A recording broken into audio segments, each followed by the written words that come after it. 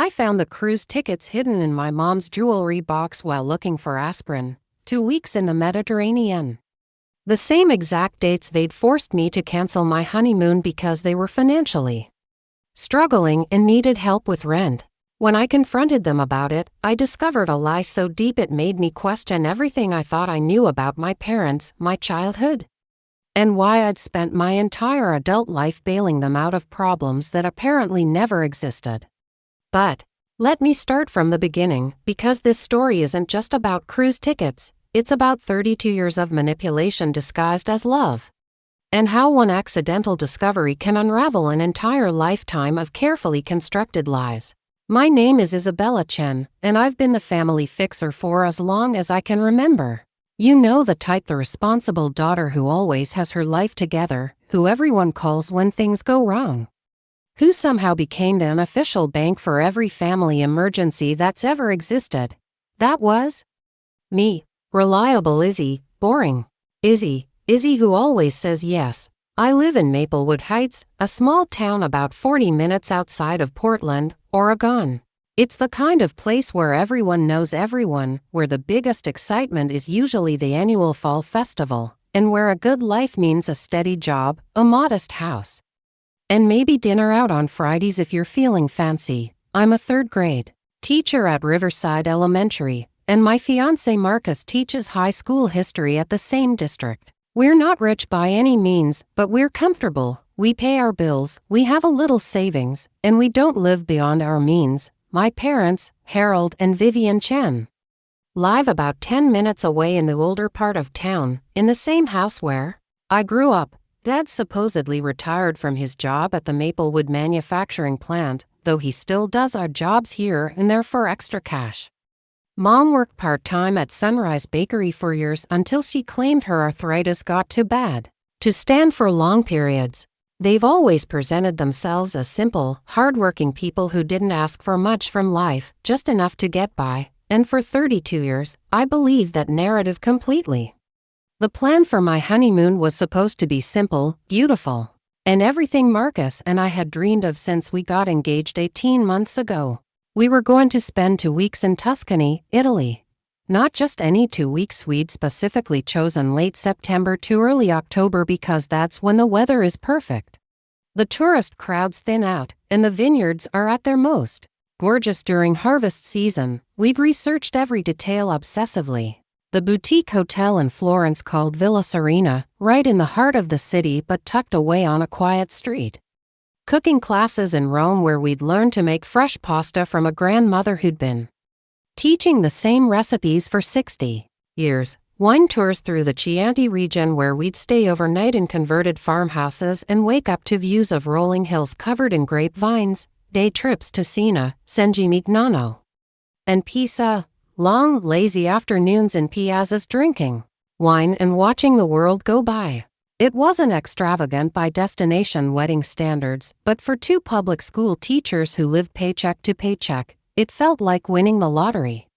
The total cost was going to be around $8,000 for everything: flights, hotels, food, activities, souvenirs, the works. That might not sound like much to some people, but for us, it represented 2 full years of dedicated saving. 2 years of saying no to almost everything fun. 2 years of coffee shop dates instead of fancy dinners. 2 years of hiking weekends instead of expensive concerts or shows. 2 years of shopping at thrift stores and making our lunches instead of buying them. 2 years of driving my ancient Honda Civic with the broken air conditioning instead of getting a newer car. 2 years of living in Marcus's tiny 1-bedroom apartment instead of getting our own place, because we knew that once we were married, we'd need to find somewhere bigger anyway. Every single month, we put away whatever we could. Sometimes it was $300, sometimes it was only $50, depending on what unexpected expenses came up: car repairs, medical bills, wedding costs, because yes, we were also paying for our wedding ourselves, since both our families claimed they couldn't help financially. We had a spreadsheet that we updated religiously, watching our honeymoon fund grow dollar by dollar. I remember the exact moment we booked everything.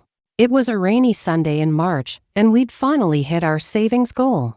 Marcus had made us fancy coffee at home, the good beans we only bought for special occasions, and we sat at his tiny kitchen table with my laptop between us. I had 17 browser tabs open with different hotels, flights, and tour companies. We must have refreshed the booking pages a dozen times, double-checking dates and prices and reading reviews one more time.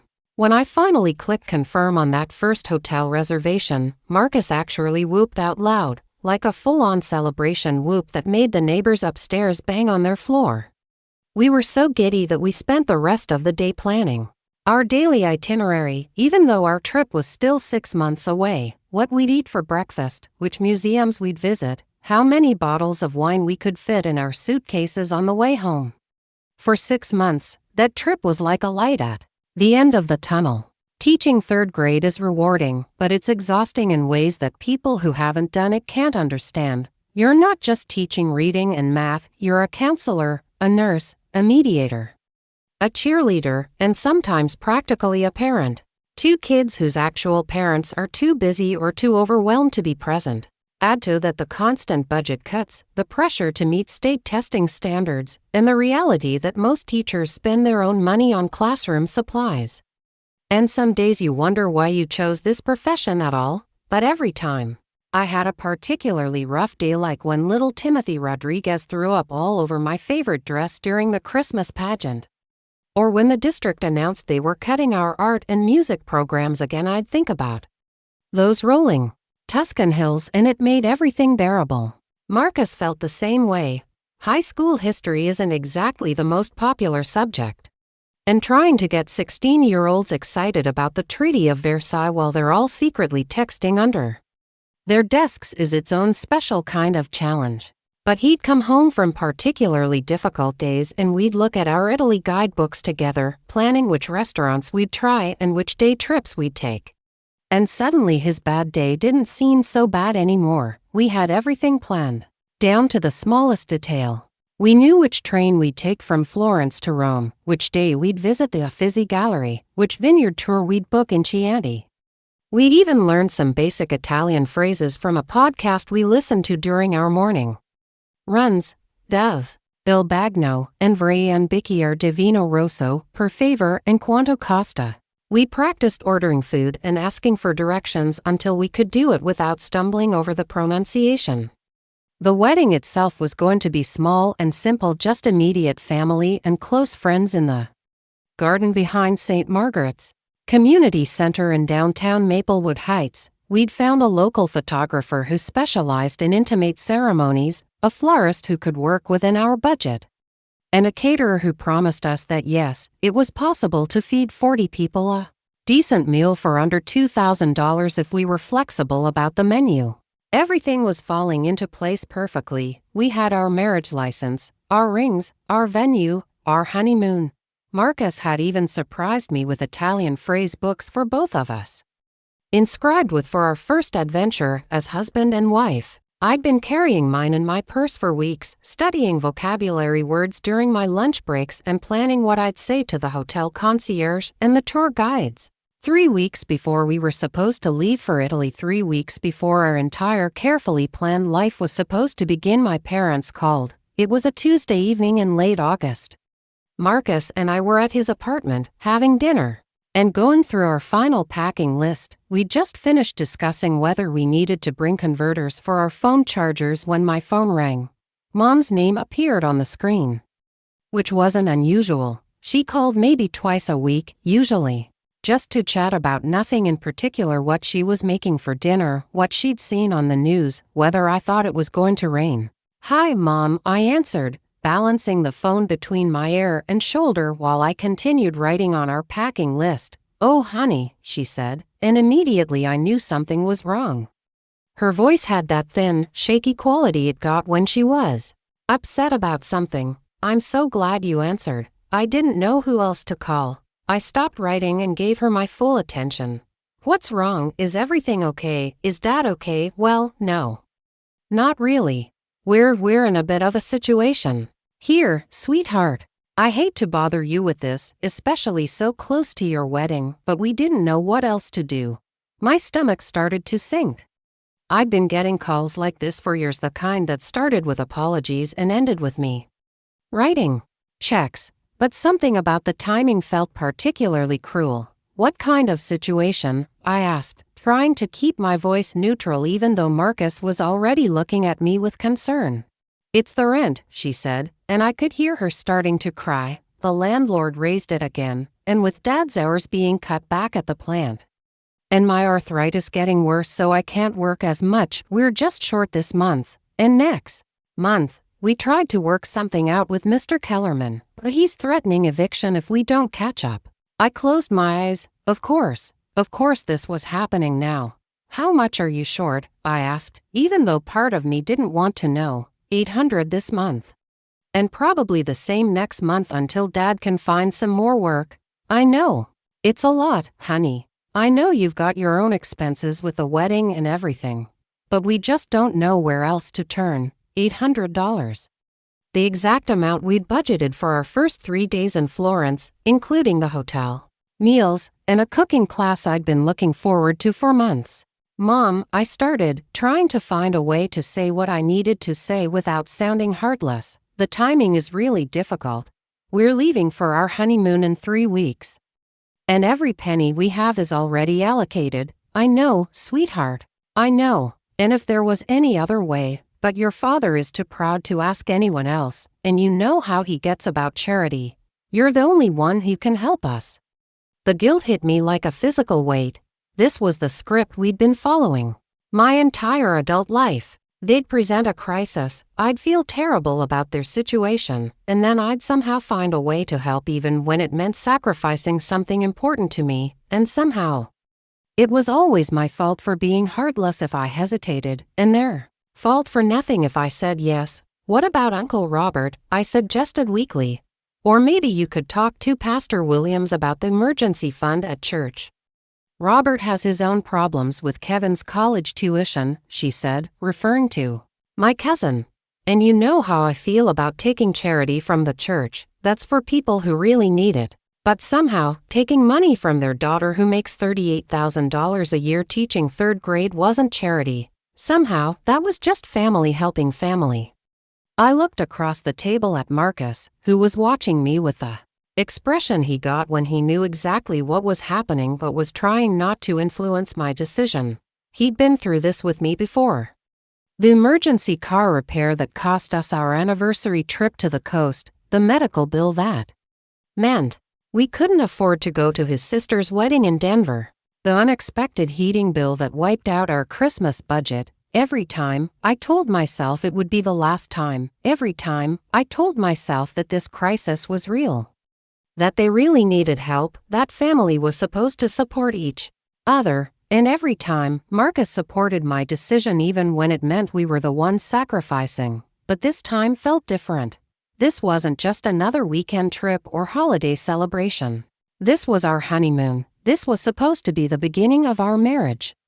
Our one perfect trip before we settled into the reality of being married adults with a mortgage and eventually kids and all the expenses that come with building a real life together. "How long do you need?" I heard myself asking, even though I already knew I was going to say yes. I always said yes, just until Dad can pick up some more hours. Or until my arthritis calms down enough for me to go back to full-time at the bakery. Maybe 2 months, 3 at the most, 2 or 3 months. Which meant that even if they paid me back exactly when they promised and they had a spotty track record on that, it would be too late to rebook our honeymoon for the dates we'd chosen. The hotels we'd reserved would be gone. The cooking classes would be full. The perfect weather window would have passed. "Izzy," Marcus said quietly, "you don't have to decide right now." But I did have to decide right now, because that's how these conversations always worked. The crisis was always immediate, always urgent. Always requiring an answer before I had time to think it through or discuss it with anyone else. "Mom," I said finally, "let me talk to Marcus and call you back in a few minutes." "Okay, of course, honey, of course. I just thank you for even considering it. I know what a big sacrifice this would be." After I hung up, Marcus and I sat in silence for a long moment. Our packing list was still spread out on the table between us. next to our guidebooks and the folder where we kept all our confirmation numbers and reservation details. "You're going to say yes," he said finally. It wasn't a question. "I don't know," I said, but we both know I was lying. "What else can I do? Let them get evicted." "Have they shown you the eviction notice?" he asked gently. "Or the lease with the rent increase?" I looked at him sharply. "You think they're lying? I think your parents have a pattern of having emergencies whenever you have something good planned." It was a fair point, and one I'd tried not to think about too much over the years. But when I really considered it, the timing was always suspiciously coincidental. The car repair emergency right before our anniversary, the medical crisis right before his sister's wedding, the heating bill drama right before Christmas. But these were my parents. They'd raised me, clothed me, fed me, helped me through college. They'd been at every school play, every graduation, every important moment of my life. The idea that they would deliberately sabotage my happiness was too awful to seriously consider. Even if that were true, I said, I can't risk calling their bluff. What if they really do get evicted? Marcus reached across the table and took my hand. "Then we'll figure something else out. We could postpone the honeymoon for a few months, rebook for after the holidays when the prices are lower anyway.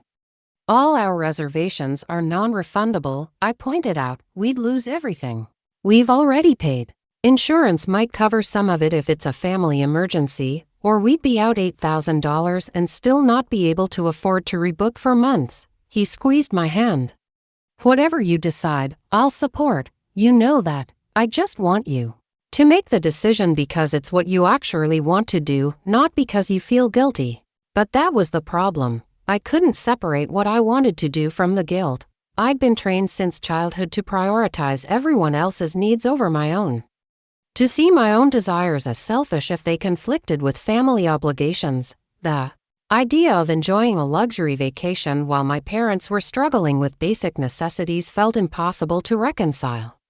I called my mom back 20 minutes later and told her we'd transfer the money in the morning. The relief in her voice was immediate and overwhelming. "Oh, honey, thank you. Thank you so much.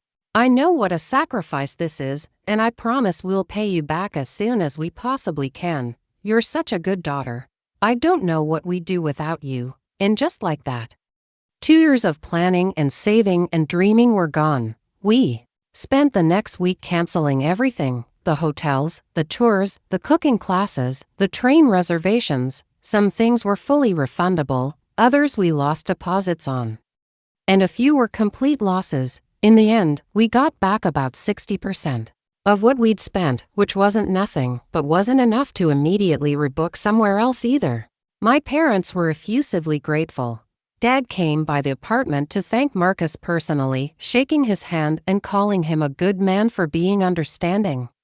Mom brought over a casserole and gave me a long hug, telling me again how proud she was to have raised such a thoughtful, generous daughter. Everyone kept saying how mature we were being, how there would be other opportunities to travel, how the important thing was that we were getting married and starting our life together. And intellectually, I knew they were right. The marriage was more important than the honeymoon. We'd have other chances to see Italy, but emotionally, I felt hollowed out. Not just disappointed, devastated. We'd planned every detail of that trip, from what we'd eat for breakfast on day 1 to which souvenirs we'd bring home on day 14. We'd imagined ourselves in those Tuscan vineyards, in those Roman piazzas, in that tiny hotel room with the view of the Florence Cathedral. For 2 years, Italy had been our escape, our reward, our light at the end of the tunnel. Now, instead of packing for our dream honeymoon, I was back to checking our bank balance obsessively and wondering if we could afford to go out for dinner to celebrate our first-month anniversary. The wedding itself was beautiful, despite everything, small and intimate and exactly what we'd wanted. But instead of flying to Italy the next morning, we spent our honeymoon weekend at a bed and breakfast about 2 hours away. The only trip we could afford with what little we had left after helping my parents. It was nice. Really, it was. The innkeeper was sweet, the room was charming, and we made the best of it.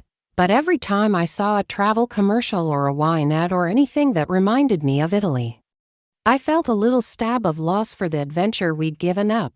And that's how I thought the story ended. Noble daughter sacrifices dream honeymoon to help struggling parents. Everyone learns valuable lessons about what really matters in life. The end.